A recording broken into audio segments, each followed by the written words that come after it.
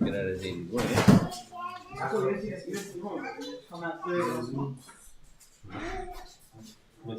Looks much better, straight down.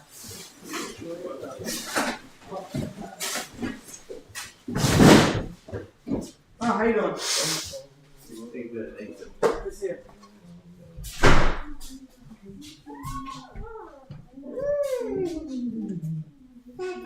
Yeah.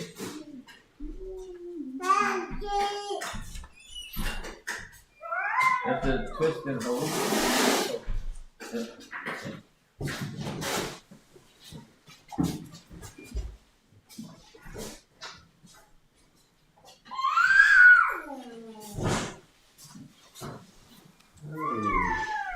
Somebody.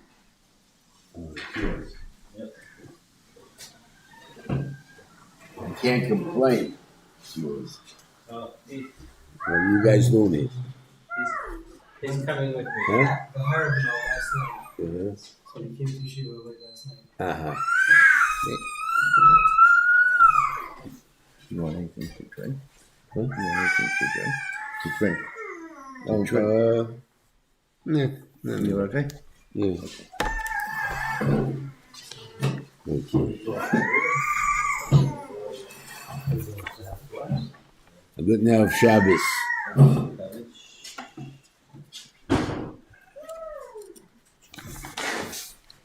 Okay.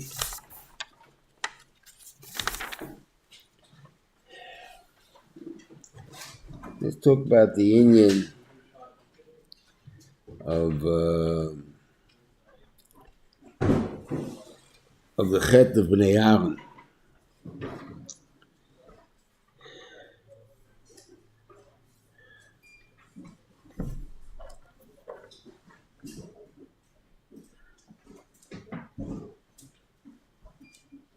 Yeah. So the Shivas Atzal writes that the reason it mentions again Achrei Shnei Bnei Aaron, they keep to Chazarova that the only chatoim that they ever did was this. Okay, I mean, like in Ahren, we have a taina from the ego, Moshe Rabbeinu, I don't know what that thing is, or what HaKadosh Baruch Hu. I can't answer what chatoim other people did.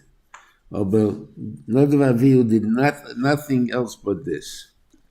And we see from Rashi that he holds that it's that tzaddikim are held k'chuta sayra.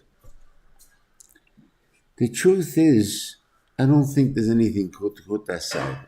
What do I mean?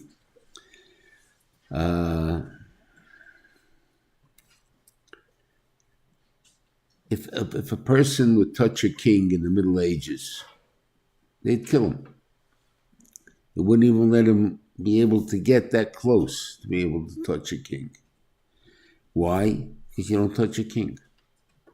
They are choishish because they want to kill the king. But the Mai says even if they would see that they don't necessarily want to kill him, but the Mai says a king is not your buddy. A king is not your buddy. You don't kill a king. And there's a story by who? By one of the, oh boy, I always was in his name, one of the Rosh Galusas. They became the Rosh Galusa because he didn't flinch in front of the king, but he was there. The story is, I always wonder with a base. Pustinai. Nochamo. Pustinai. I killed him here. Pustinai, yeah, Bustanai, right. But Bustanai, the story is what I know what they have it written up is whatever it is, was it happened or not, I don't know.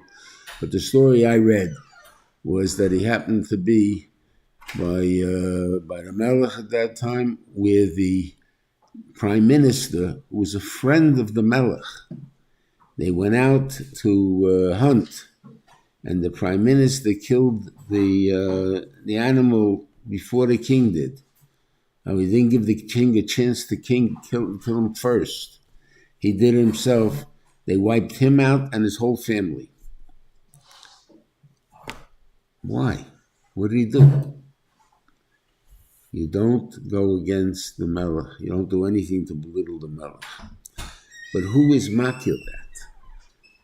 Only someone that's close to the melech can understand the keach of malchus and what shadamoyed malchus. I think in the United States, it's like, what are they, let's say a guy is a senator and becomes elected president. After that, he's called Mr. President by his closest friends. They don't call him Charlie anymore. They don't call him Harry anymore. He's Mr. President because all of a sudden he's a different gavre. So the same thing goes to a king. The pshat is, he's not your buddy. That's only expected from a person who understands malchus. But what about somebody that he doesn't even have an idea of what a melech is? He's a farmer someplace, out something, but he knows the melech does good things for the country, takes care of the country, he doesn't know exactly what. But that's where they talk about the king, and the king comes to this town, and he wants to show his loyalty to the king. And he goes up to the king and he says, "Hiya, Charlie," and gives him a good zetz in the back, right? Would they kill him? No. They didn't say, the king would smile and say, "Yeah, how are you doing?" and whatever it is then, because he doesn't have any hasogya of what we're talking about. So it has nothing to do with the chet. The chet is a big chet. He just doesn't understand that it's a chet. So people who are close to HaKadosh Baruch Hu, for whatever reason, whether we'll take the simplest one, that the Meir Halachah Fnei Rabbim, right? That what did they, by doing that, they're declaring he's not my Rebbe. I don't need him anymore. Even when Yeshua said this to Moshe Rabbeinu, and Moshe Rabbeinu asked him, "Is there anything that you need from me?" And he told me, "No, I know it all." So he forgot 3,000 halachas. Why? Because you don't know it all, and you always need your Rebbe. And you're supposed to say that. And whether you can stand on your own feet or not, that's a different parsha. But l'maisa, you have to show, if your Rebbe is there, you have no right to act on your own. Okay, we find this may be even, maybe not too close. And I've seen personal mices. I want to say the thing there, maybe I once mentioned something came there, that I've seen people who were maybe did this thing, and one actually I think died, was killed. Others I think just never reached their potential, or the world never recognized their potential. They may have reached their potential, but the world didn't give them credit for it, or the world was mavasid. But the thing is, these who actually made a meridah, and it's not even meridah, the halachah Fnei Rabbim. I don't need my Rebbe. We'll see this in the union of Gechazi, the last two haftaros. The piece that's in the middle is missing between the two haftaros, between Tazri and Metzora. But the story is Gechazi. Gechazi took money from Naaman. Now what do you call Elisha tells him, "I don't want anything from you." And you got to realize, who is Naaman? Naaman was the enemy of Klal Yisrael. He wasn't a friend of Klal Yisrael's. He may have come. He came with an army. Melech Yisrael was very afraid of him. That the time that he's coming is that they're going to invade. He just needs some kind of excuse for an invasion. And therefore he wanted to free, how is he going to cure him? And he started to worry, whatever it is there. But he was the enemy of Klal Yisrael. The little girl that told him about Elisha was a captive little girl that he imprisoned and is working her. He's not a nice guy. He's not a friend of us. But You believe in HaKadosh Baruch Hu, and the Moshe made Nisim for whatever reasons. That's what we'll learn Tanakh. We'll worry about that. But right now, the idea is that they didn't want anything from him, but in truth, he's an enemy. I can see Geichazeh, I can see any Kanoi for Klal Yisrael saying very simply, how could you let that guy go? How can you let him go without taking something from him? Do something to the guy. You're giving him everything for nothing. Can't be. So they do it and they take it. And he did it in whatever kunz he did over there. And he got the clothing, but he got it for the two guys, which is a pittance, Lemaisa. But Lemaisa, I can hear, at least I got something out of him. And all of a sudden, Elisha kicks him out. Even though he tolerated his taivet, tolerated his gaivet, tolerated his kfilah, those three things he tolerated. Why? Because you're my Talmud. The Talmud came to me to learn. I'm going to try and teach it to you. Didn't go in yet. I'll try again and again. But that's as far as being a Rebbe.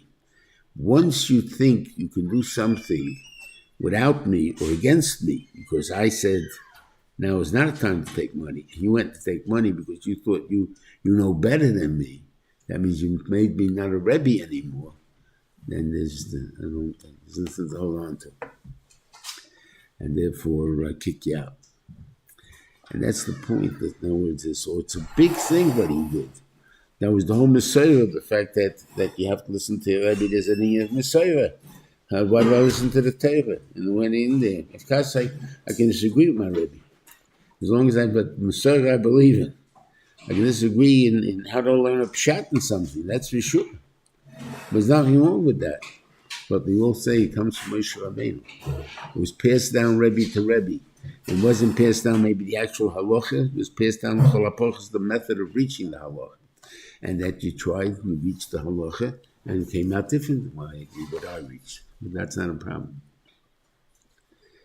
Okay, so this is basis. So I really think it was a major avera. It's not a small avera. So why are we calling it a chut asayra?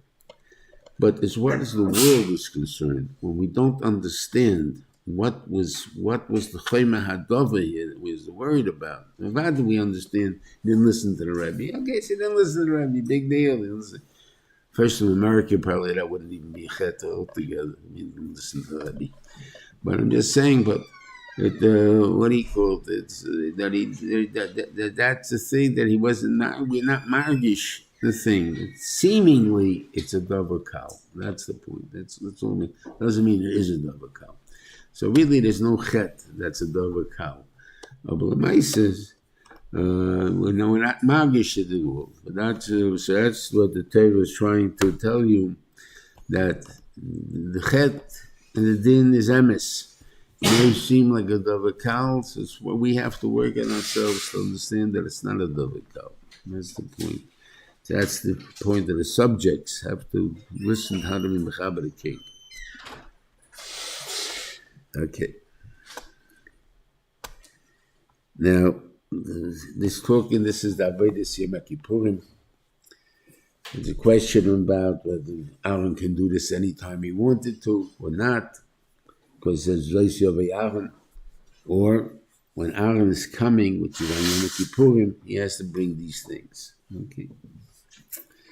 So one of them has to bring a pal. And on the pal, on Yom Kippur, we make 4 shtachavois. Aleinu l'shabeach, which is what we do on Rosh Hashanah 2, so then I'm not even counting. So it's 3. 3 are for the 3 vidus the Kohen Gadol says Yom Kippur. One, there's 2 of them are by the pal, and 1 is by the soya. And by the power, the 2 viduyim are private viduyim. The first one, both of them says the Loshin in the Torah,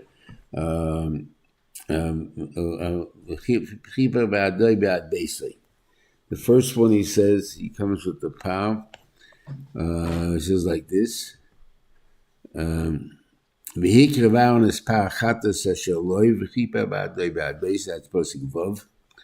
that's talking about his wife.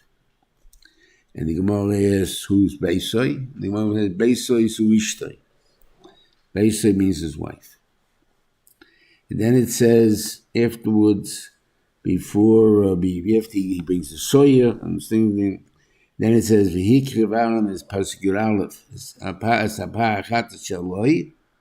He brings over again. V'chiper ba'adei ba'ad beisai again. And who's this mean? This is Echav HaKohen. So there's a chiyuv on him to make a vidu for him and his wife, and for him and the Kohanim, and the rest of the Kohanim. A special vidu, that's what the power is for. After that is the soya for Klal Yisrael, and that's a different thing. Okay. So I think that the power is to teach us in a way shalom bayis, shalom between your friends, how you're supposed to treat them, and what you are out here still obeying Islam for. So I'm going to give you a scenario between the Rebbein Shalom and the Kohen Gadol. The Kohen Gadol comes into the Kodesh Kadoshim in Yom Kippurim, which is a place he's not allowed to be. And you find discussions between the Rebbein Shalom and the Kohen Gadol. So I'm giving you such a conversation. The Rebbein Shalom asks the Kohen Gadol, why are you here? And he answers very simply, I came to Mechaper for the Chatoim for Klal Yisrael. How long are you in office? I just got elected. Okay, Chuppah. You're just starting off, I forgive everything. Okay. What does everything mean? Chatoim, what do you call it? The Shegeg, the Mezid, the Pesha, that means the Lahachis. I forgive everything. You know I didn't want it to be done. You did it to spite me. Whatever reason it is there, I forgive everything. Okay, a year later, Kohen Gadol's back. And the Rebbein Shalom asks him the same question, Kohen Gadol, what are you doing here? So he says, I am coming to the Chapa for the Chatoim of Klal Yisrael. So the Rebbein Shalom says to him, weren't you here last year about this? Yeah, but Klal Yisrael fell down. And, I tried my best. It didn't work yet. You keep still trying. How about them still trying? Okay, forgiven. So he already asked him the question. You were back again. Okay, third year. Kohen Gadol, what are you doing here? I came to be Chatoim to Klal Yisrael. You guys never change. You do Averis, and then all of a sudden you come and ask me to forgive you? What kind of business is that? You're not for real. It's hard. Whatever excuse he tries to get. So I believe the Rebbein Shalom says to him, Kohen Gadol, you really believe in what you're saying? I'll tell you what. If you can do that with your wife and friends, then I will forgive Klal Yisrael. And this means a lot. When people, a wife and a husband and wife, and they're arguing about Narishkeiten. He never cleans up, he never puts his laundry in the laundry, and he bites his nails. I don't care, whatever the thing is. And half the time he's mevatel what she says, the other half of the time he fights back. Sometimes he's what he calls, I'll change, I'll do it. Okay, good. I'll good this out. He's trying. And a week goes by, a month goes by, he didn't bite his nails once. And his nails got a good stickle there. He has to file them now. You got a way to scratch somebody. Right? It's a good zach. And then a day later, he was nervous. Whatever he did, he had some problems. He bit off all the nails. His wife sees again, his nails are back to being nothing. You know you never change. You always bite your nails. You're never going to think anything different. What do you mean I never change? A month, I didn't do it. A month, I was kavish my Yetzirah. Right? I didn't do it for a month. So why do you say I always do the same thing? But that's a tendency of people. If you end up doing the same thing, it's as if you never changed. And if you want me to be done you like that, then you guys haven't got a chance. He asked me to forgive you. For what? Lahachis. I'm asking you for mazid. You had a Yetzirah to eat a shtickle chaza. So you went and you ate it. You know there's a lav. You know I don't like it. You know I don't want it. And you did it anyway.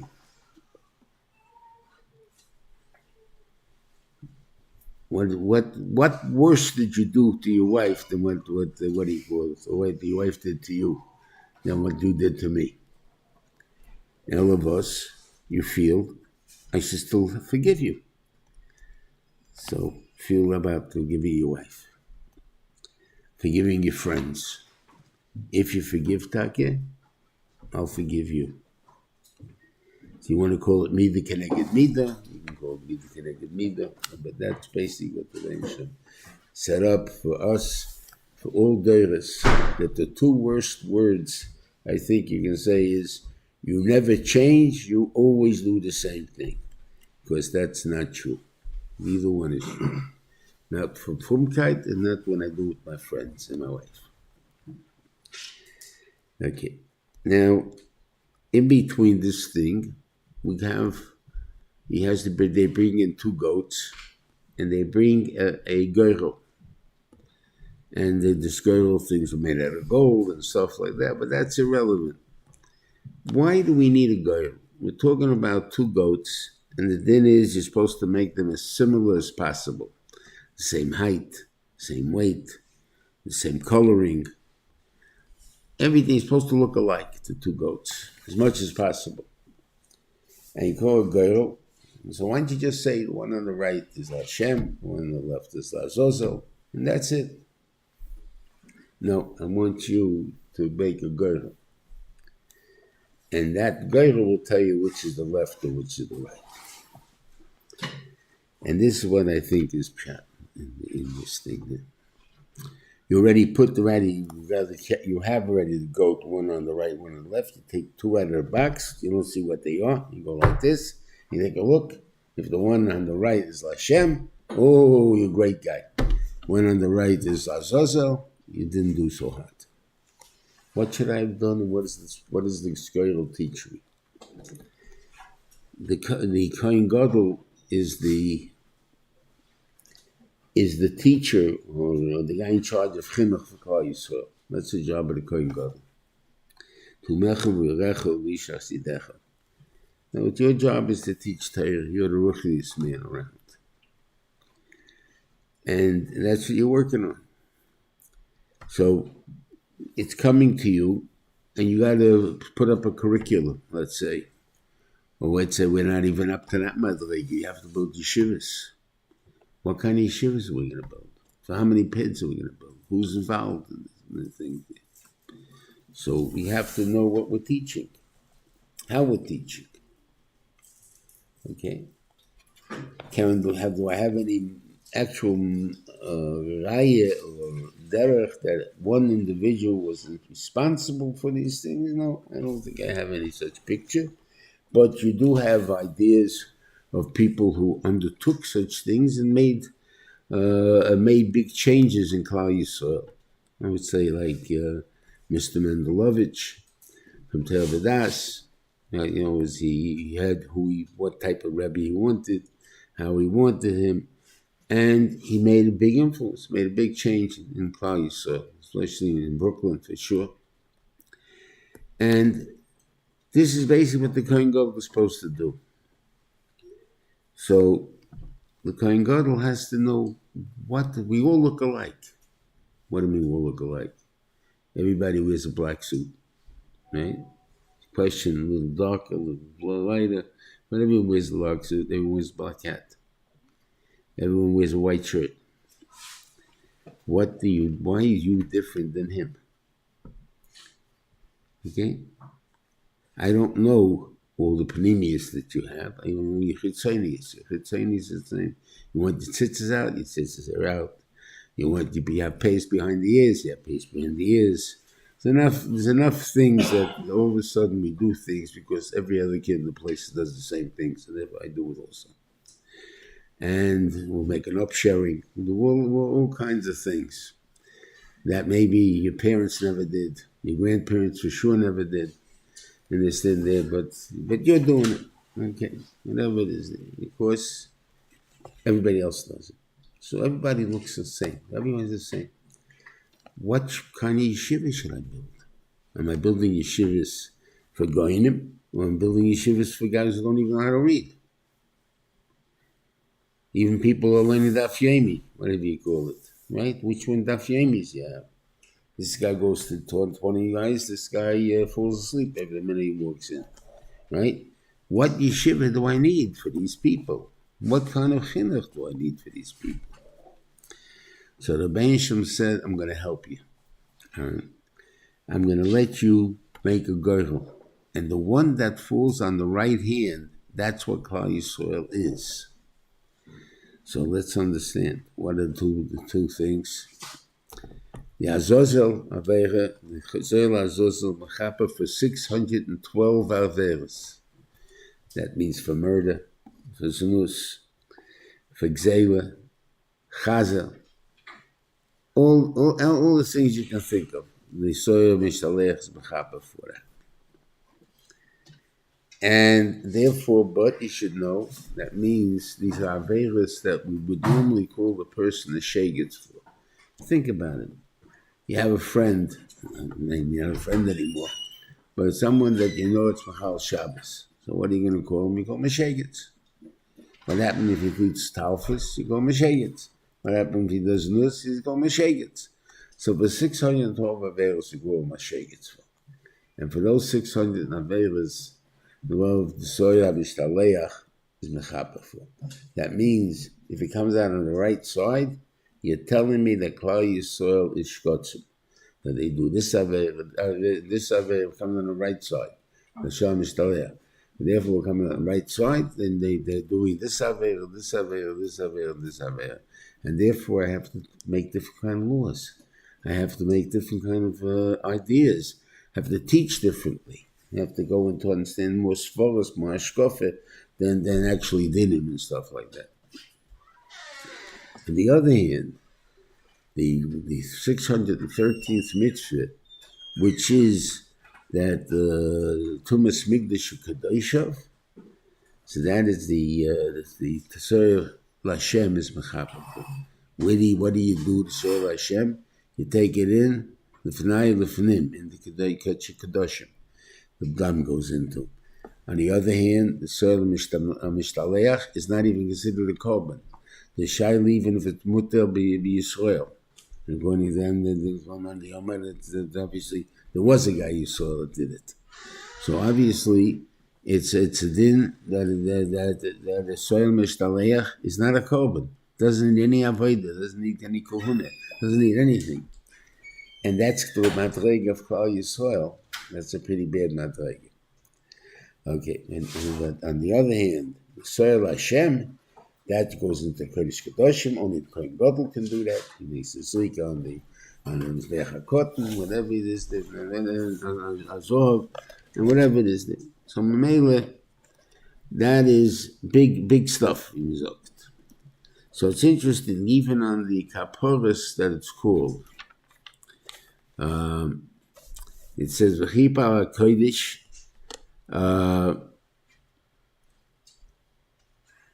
yeah. And then it says Cholodom L'yeh Boy Omoyed, when he comes, V'chiper Ba'adoi U'Ba'ad Beisoi U'Ba'ad Kol Kahal Yisrael, a Loshen Kahal Yisrael, which is a elevated Loshen of a nation. The Loshen Kahal is an elevated Loshen. Let's see what it says by the Soya Mishtaleach, just before Shlishi. The Rochas B'Sor B'Mayim, it says, V'yotzavos is a loss for Seforim, V'chiper Ba'adoi U'Ba'ad Ha'om. Ha'om is a low level madrega of a thing. So I'm doing the soya mishtaleach. I'm dealing with a low-level people. And low-level people, so and I'm mechaper for them, but so but for high-level people, then they call Kahal Yisrael. So therefore, this Indian of being mechaper for Tumas Migas Kedoshim. Why is that so? Because Tumas Migas Kedoshim, people, that's what we eat matzah, right? We eat a nice sandwich matzah. But we got a sandwich of we got a pastrami on club on Pesach. What are you talking about? You got the hard matzah that breaks as soon as you touch it, and what do you call it? That's what you're paying for. I can't make a sandwich out of that. That's not a sandwich, brother. I take a break, take a bite, and it breaks all over the place. I mean, it's all over. I got all the crumbs on me. And what kind of food is that? So you'd rather have a nice, soft challah. So why don't you? I don't want to afraid of being chametz. So I'm machmir to keep it as far away as possible from being one of chametz, and therefore it's matzah and make it very thin. Mamayim shalonu, all kinds of things that we did, and something that people do like or don't like, whatever it is there. I mean, you can see how much they like and not like. I mean, I happen to like matzah, shmur matzah. I don't know if I like, hand matzah 7 days in a row, 8 days in a row, anything there. But go to a pizza store, Mitzi Pesach, and see the lines. Why? I didn't have chametz for 8 days. Wow. I didn't have chametz for 8 days. Big deal. Right? But it's not a big deal. I can't do it. I have to have chametz. So wouldn't you rather have that? And we're not, and we're machmir, right? So we don't have it. So therefore, so normally if I make the same law in kedusha, and the kedusha, the chut ha'sayra between no good and good, that is the highest madrega of kedusha. If I can make the chaviten, what they call the lechma ponim has to be a tefach thick, right? After a tefach becomes chametz, right? So, and under a tefach it could be. So the line is the tefach. It's got to be a tefach thick. It's got to be the line, right? And it has to be warm water, and still be matzah. If I'm doing the chviten, which a Kohen Gadol has to do every day, he has hot water. It doesn't have not a tefach, nothing there, and he has meiperes in there. He has oil in there. That's machmitz miyad, or whatever, if you can't watch it good, right? So all of a sudden, I don't even know what if it's chametz or not chametz. But again, the highest madrega of kedusha is utilizing the things and still not making it chametz, and still not making it. That's the madrega we have to aim for. How many people are going to be failed such a thing? They'll be afraid to do it. It's chorus. Tumas Migas Kedoshim is chorus. What do you call it? So we're not playing games. And yet, I want to get to that madrega. That should be the chut ha'sayra between Tomei and Torah, and still be Torah, and do the nearest thing that's possible, and still be Torah. That's what I'm aiming for. So most people would fail. They'll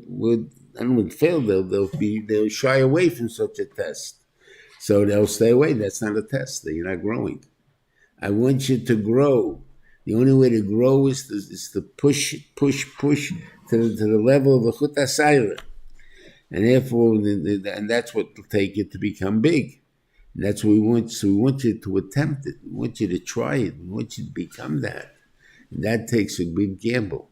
And therefore, we have to be ready, on the other hand, to be mechaper for what your averos that you did. So therefore, it's very important, the saying. So then we want to get this thing. So Tumas Migas Kedoshim, the Rebbeinu gave the most korbanos for. We have the 12 for Rosh Chodesh. I mean, probably Rosh Chodesh, I guess because they didn't reveal Rosh Chodesh. So 12 for Rosh Chodesh, and they have for Yontif. That means they have every Yontif has a soya l'chapi, and that soya is for Tumas Mikvah Tzikadoshim. You have 2 on Yom Kippurim, which of course you have the soya l'Hashem and the soya, what do you call it? And some things. So, and it's called for 2 minutes, like for a month. God's calling you so, because you guys are trying to grow. You guys are trying to grow. I'm willing to forgive you. Every my time, I'm willing to forgive you. Why am I willing to forgive you? Because you're trying. If you don't try, you only treat it to be callous. Like, big deal. I'm here. What's the big deal of being Torah? You go to the mikvah, and the mikvah there wasn't a kosher mikvah. Big deal. Still went to the 40. So I should be entitled to some kind of credit. You treat it that way. You have chorus and everything else. If the guy is here and is afraid and whatever it is, but he still does it. Because why? Because the nation wants it. That deserves kapora every time I want it. So therefore, he gives us all these types of kapora every time. And it could be that he gives us more than than the other days of the year because people are there for korbanos. So everybody's in the Beis Hamikdash and everybody comes to what he called.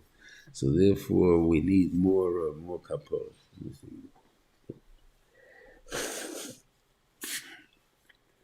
Okay.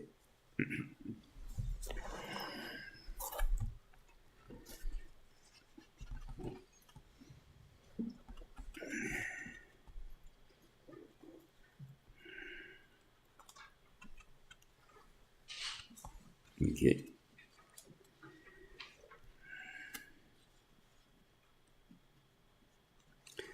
Then there's the Indian of Shkutei Chutz. Shkutei Chutz is an Indian where a person wants to get close to HaKadosh Baruch Hu. But we're trying to teach you, what the Meisham is trying to teach you, what the Torah is trying to teach you, that when you want to reach HaKadosh Baruch Hu, it's not just something whenever I want. And Ben Shalom, I'm ready to daven now. It's midnight, and I want to daven Shachas. Inside I want to put on Talson Phil. It's gone. I mean, it's Phil maybe, but the Talis is gone. So why you want it? I want to do mitzvahs now, but there's no mitzvah now. Why you want to do it? Okay, but that's the way the people are. In other words, when I'm ready, a lot of times I see it personally. It's not a criticism, Rabbi saying. I'm not trying to keep people away. But let's say I go to a chassid, and God, it's been a while, but when I go to a chassid, I used to go to a chassid, and the person will come over to me, I have something so important to talk to you about. You do? I'm not hard to reach me. I know where I am. You can find me. Not hard. But I saw you, and now all of a sudden it's important. Necessarily wasn't important before. I didn't think about it before. So therefore, there was nothing again. But now I remember it. So now I want to talk to you. So I say it's very nice, and it's a thing there. But you can't really say you were waiting to talk to me. Same thing goes to the Bnei Shalom. Guy wants to do tshuva, he wants to grow, he wants to tachnem some learning, whatever it is there. And he wants to make a commitment. And that commitment, let's say, is going to be korban. And he's going to be through this korban, he's going to make this commitment. I want to be one of the learners, what do you call it? And instead, what have I done? I didn't go and become, what do you call it, a learner or these things. I went into my backyard. I built myself a couple of stones over there. I put them together. I call them Mizbeach. I take it behem and I shaft it. And I'm saying, hey, look what I did for you. Look, boy, then you did nothing for me. If anything, you did shkutei chutz chayiv koros. I'm not interested when you're interested. You want to do tshuva? Have Beis Hamikdash. Beis Hamikdash is in Yerushalayim. You take a trip to Yerushalayim. You buy a cow there. You bring your cow with you. I own a cow or a sheep or a goat. Doesn't make a difference. Whatever you do, whatever you're willing to be makriv, to show how close you want to be to me. But it's work. It's an appointment. It's not when you want, in the place that you want. And that's the part that the person has to understand. There's a discipline. You want to come close to HaKadosh Baruch Hu, there has to be a certain discipline. If you don't have it, no such thing. That's what the Bible means. So shkutei chutz is a simple thing, as I say, to understand. The pshat is a discipline. And this really blibes the same concept of leisala malas al mizbechi. When it says you don't go with steps on the mizbeach, you have to have a ramp. Not a mizbeach. Why? Because shouldn't see Elva. What do you mean shouldn't see my Elva? He doesn't. First of all, I wore pants. There's no way of seeing the Elva in any place. So Elavos, meaning that you don't spread your feet in a way that will be bezoyan for you. In other words, if you walk, a person when he grows in ruchnius has to go slow the pace. He goes a ramp pace, not a step pace. Step raises you just one foot, goes right up 10 inches, 12 inches, whatever it goes up to. About 9 inches, I think, is a normal step, 9, 10 inches. Go up 9, 10 inches, that's the thing there. To get up 9 or 10 inches on a ramp, you got to walk probably about 10 feet to get up that kind of distance. So therefore, when you're talking about, it's a big difference in how you approach something.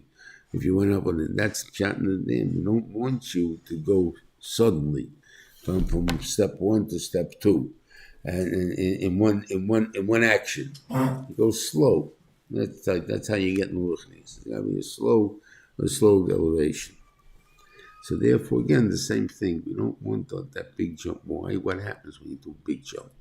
There a big jump. You start doing things that you were doing before you grew, while you're doing certain things that you do after you grew. And the guy looks funny. I'll give you an imagination in this thing. A guy, you probably have seen guys with long payas who just did tshuva, right? And it's long payas. At the same token, they still have their earrings in their ears because, they didn't go out of the earrings yet. So you try both together, it can't go. You have to go out of this into this. But you can't have them both at the same time. But if you go by steps, it's going to have them both at the same time. That's basically what it's telling you.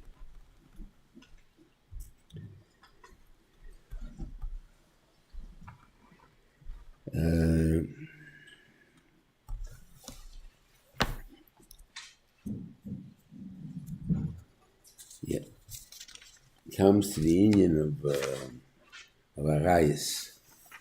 So this Toshiva is this kasha target. It says over here, the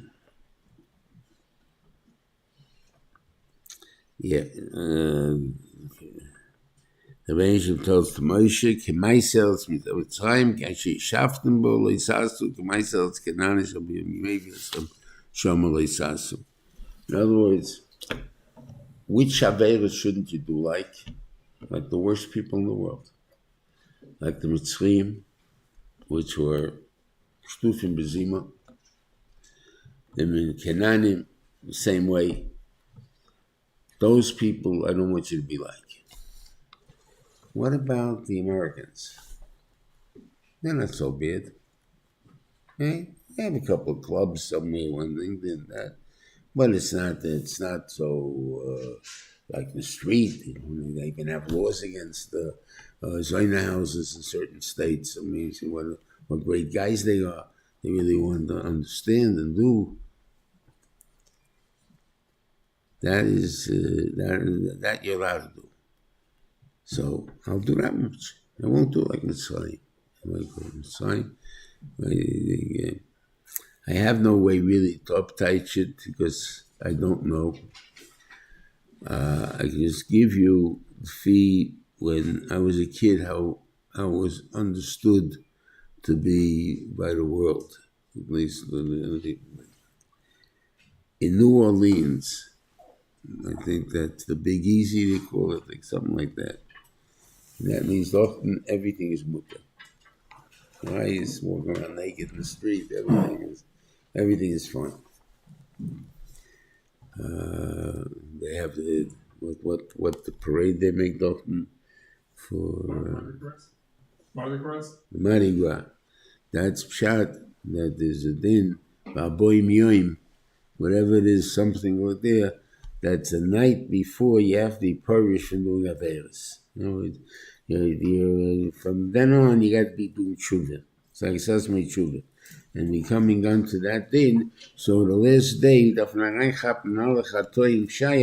because otherwise you're not utilizing the day the right way. So there's an Indian of what it goes. They have such hasog. I don't think that hasog exists anywhere else in the United States, but they have it.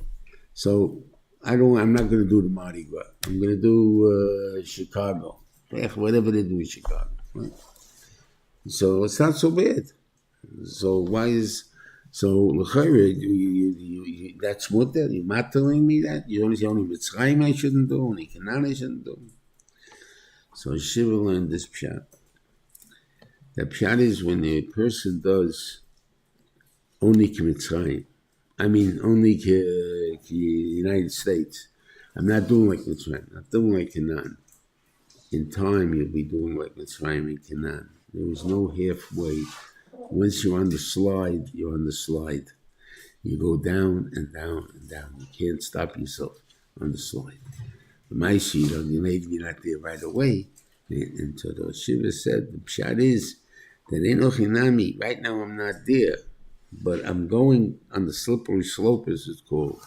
And I'm going to go into that tumah. I get the law of that tumah or that avle when I'm on top. Because that's my kavanah not to get there, but it's going to bring me there. And that's enough to be mechayev me for that. So therefore, this told me that you're supposed to do is supposed to be, what do you call it, that you're not allowed to do anything. Okay. It comes out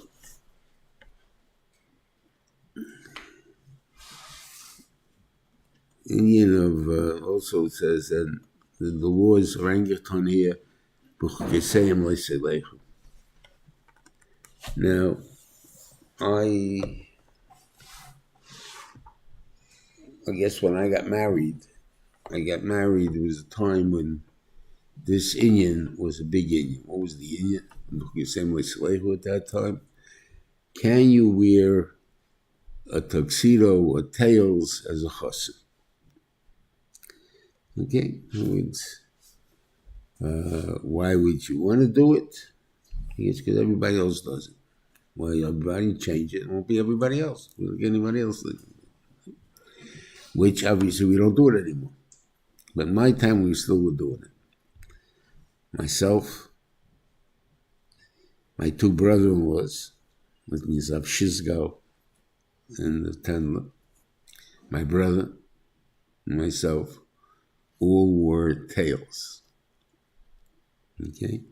That's a capote with points at the bottom. That's what, if you want to describe it somehow, what tails looks like. Okay? And the reason for it, and we wore a top hat. You know, the ones on the thing there. Rabbonim in Europe used to wear top hats. That was their baggage. That fine, just like they wore capotes or morning suits for the rabbis, they wore top hats. And the Shiva wore a top hat. And then for Laser Silva, if you remember, he no one remembers anymore, but he used to always wear a top hat when he went to a simcha or something like this. He wore a regular hamburger, like all of the other rabbis. But when he came to a simcha or yontif or Shabbos, he would wear a top hat. He traveled with a top hat. That was the beggar of the Rabban. The Rosh Yeshiva is why? Because that's called Big Day Kovid.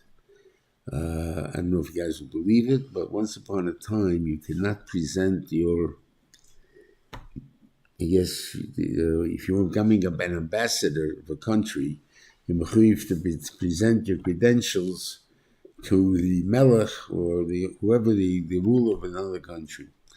That's called, you present your credentials, because how do I know you speak for the country? That's the other country. So you have to show me that you're the governor. When you do that, you have to wear what he called tails. Used to be the law that you can't present without tails. There used to be a shul in Baltimore that would not give you an aliyah, or if I careful, you got an aliyah, you had to wear tails to get the aliyah. They would notify you, obviously, before you got the aliyah, so you can rent one. Or maybe everyone bought one, that I can't see. But for Chasim, you rented one. It was only one night, so they're not going to buy anything for one night. Okay, so we all went. So, yes, to Rosh Yeshiva, the halacha. That's pshat.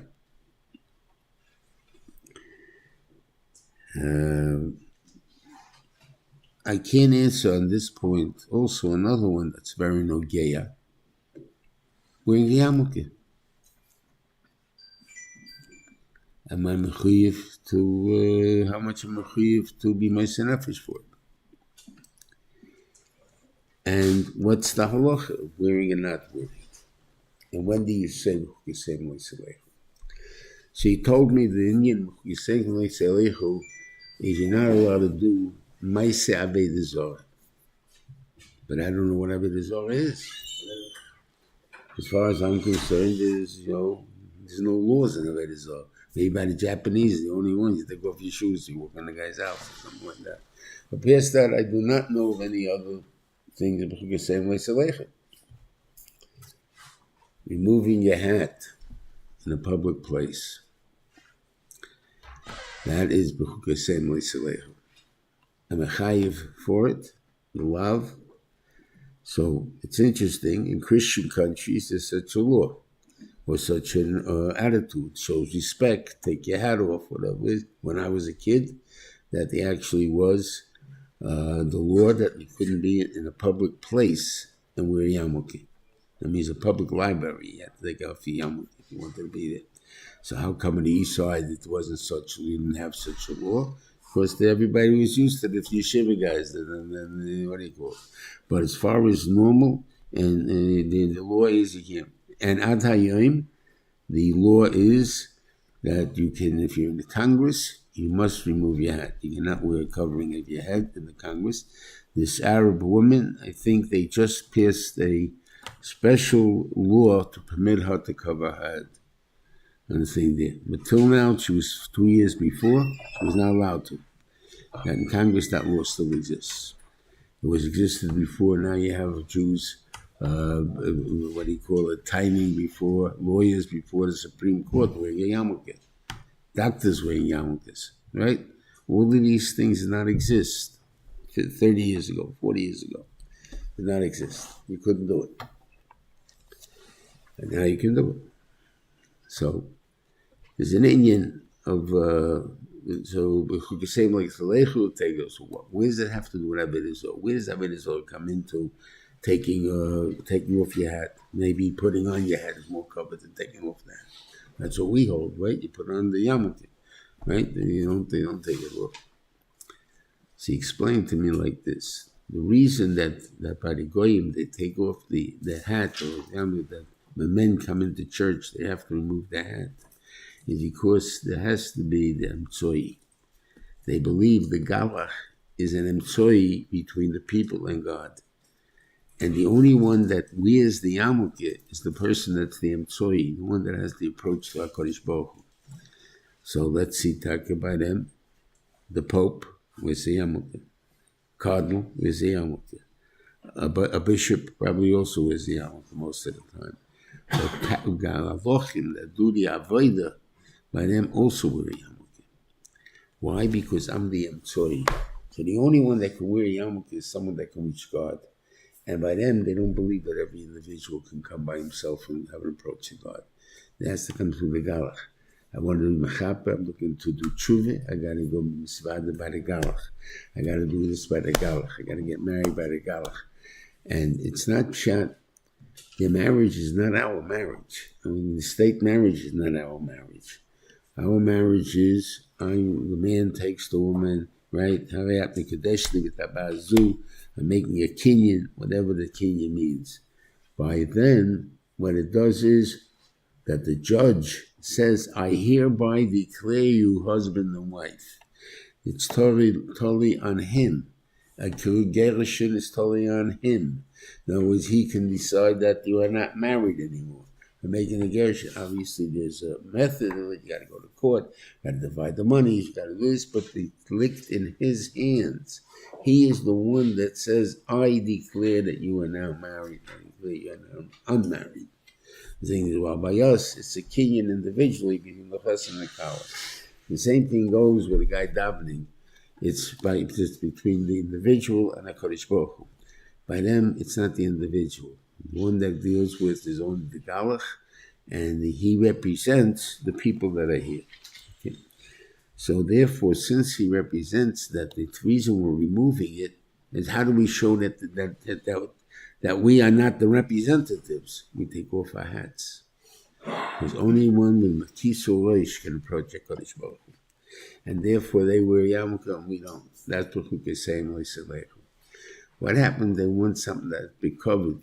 They feel that we want to represent it. It should be that the right thing to do. That is not a chesron.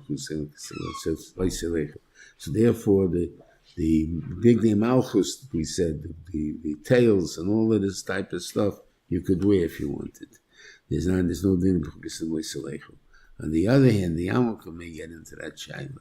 I'm not getting involved in it because obviously there were people that will make law on it, and we understand, or at least they understand the difference between Arab countries and Christian countries, and the law existed by the Taz has a big Taz on this, and about the same way Selechu by wearing yarmulke.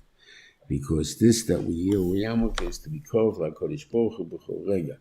On the other hand, Svardim don't have this minig of wearing yarmulke. I mean, they do it, but the mechased roish, mishas if they're learning, or say shemis or shem Hashem, that the mechased, that's a new law. And what the head of women not to do that, I have no idea. According to the Shulchan Aruch, women should have to put on the yarmulke. A yarmulke on the head every time they make a bracha, every time they would say something in learning, or shemis or something like that, or shem Hashem. They have to do is why the woman are potter, I don't know. Because it doesn't say if it's a man or woman, it says if a person is going to do these things, but definitely there's a name of Kisor Rosh. There'll be other things. Nachman's mother covered his head. When she saw he was when he was a crook, he was a little kid, he was a crook. I guess, he used to rob everybody else's stuff. We have guys like that, so she put a yarmulke on his head. Why? Because somehow that brings him closer to Kodesh Baruch Hu. And if you hold like Rashi, that he always wore yarmulkes, so he had two yarmulkes on his head. Okay, so whatever it is. But this is the point that somehow the Kisur Horosh has a big difference in it. And by us, we always wear Kisur Horosh, generally. The Ashkenazi Jews wear always a yarmulke. Why? Because the Goyim have the same way Selechu, that you have to take it off. By the Arabs, on the other hand, they believe in HaKadosh Baruch Hu, so there's no law to take off a yarmulke in front of him, so therefore there's no din of that we have to wear a hat by them. So the Svardim don't wear it, don't cover their heads, except when a Chacham comes in, or they want to make a bracha, something like that, that they cover their head to show coverage, of course they're nice, but not because there's an actual chiyuv or whatever it is. And that's basically the union of, we're going into Chag Pesach. We should all have a good Yontif. But you can remember Yem Tzeis Chameretz Mitzrayim. All of them say that's the Ikya, not the day we became free. We became free before. The guys told me that, you know, it happened on Rosh Hashanah, and therefore you have to make ganze cheshbenis, why the makis, why the things, when they ended, how they ended, and that will be negayah. So something to think about over Yontif. Have a good Yontif, Chag Sameach to everybody. How come women don't wear now? I got just that idea. I don't know. It's a question. But obviously, I don't think you're going to put on the I don't think so. But the Chayr from the din, the Chayr you should have put on the For the younger girls. Younger girls. Huh? Only younger girls. Married girls have shape or they have something else. Oh, so anyway, covering the head. Yeah, it's only younger I girls. don't know if really that goes so good. They used to have like that. The teachers in the public school used to wear wigs with khaki on their heads. In order that should be the key race. So it's not No one can tell, but I knew that I'm covering my head. Okay, could be. They didn't let you wear a hat in the classroom. They didn't wear a hat. Teachers had to take the yarmulke off. That they did have to. But can I cover my head another way? When they made brachas before that Chochman, this is the way they used to make brachas. The guy wanted to eat something, he wanted to eat. So, something like this, it's chassalation. He can do it. That's what you have to do. But now you can wear actually do. No, I don't know anyone who does it, but that's a different story. You have to have a lot of guts put on the yarmulke in the public school. Try it. A guy that does shchutei chutz. What? A guy that does shchutei chutz, in a way, he's better than a guy that's No, because his kavanah is better. His kavanah is better. In other words, I want to get close to HaKadosh Baruch Hu, but the truth is, that's not the way you get close. And you see the guys with the mudna guys, sometimes they have that stira. They have the long payas, and they have all the rings and the rares and stuff like that. And it's a stira. Like, is that what it means?